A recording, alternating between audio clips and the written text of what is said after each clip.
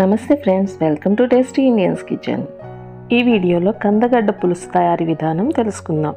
కందగడ్డ పులుసు తయారీ విధానానికి ముఖ్యంగా కావలసిన పదార్థాలు: తరిగిన కంద ముక్కలు, టమాటా, ఎర్రగడ్డ, కరివేపాకు, నానబెట్టిన చింతపండు. స్టవ్ మీద బాండలు పెట్టుకొని అందులో సరిపడినంత నూనె వేసుకొని పచ్చిశనగపప్పు, ఆవాలు, జీలకర్ర వేసి వేగనివ్వాలి.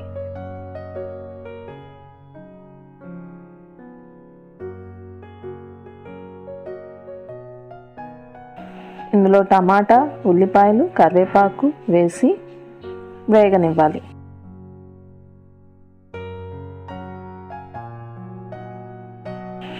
ఇందులో కొంచెం ఉప్పు, పసుపు వేస్తే త్వరగా వేగుతాయి.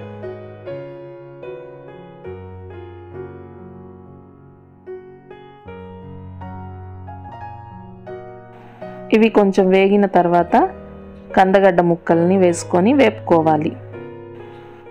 కందగడ్డ పులుసు తయారీ విధానానికి కందగడ్డను ముక్కలు చేసుకోవడమే కష్టమైన పని.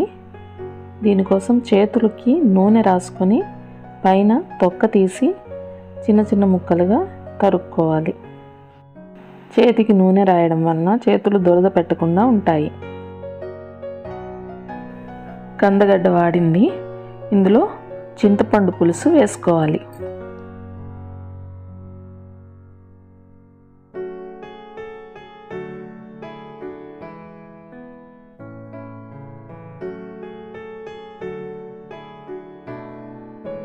చింతపండు పులుసు వేసుకున్న తర్వాత సరిపడినంత కారము, ధనియాల పొడి వేసుకొని ఉడకనివ్వాలి.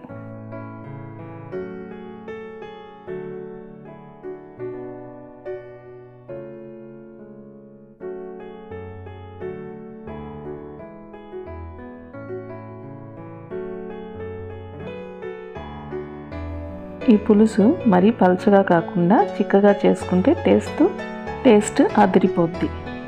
వీడియో నచ్చితే please share, like and subscribe friends.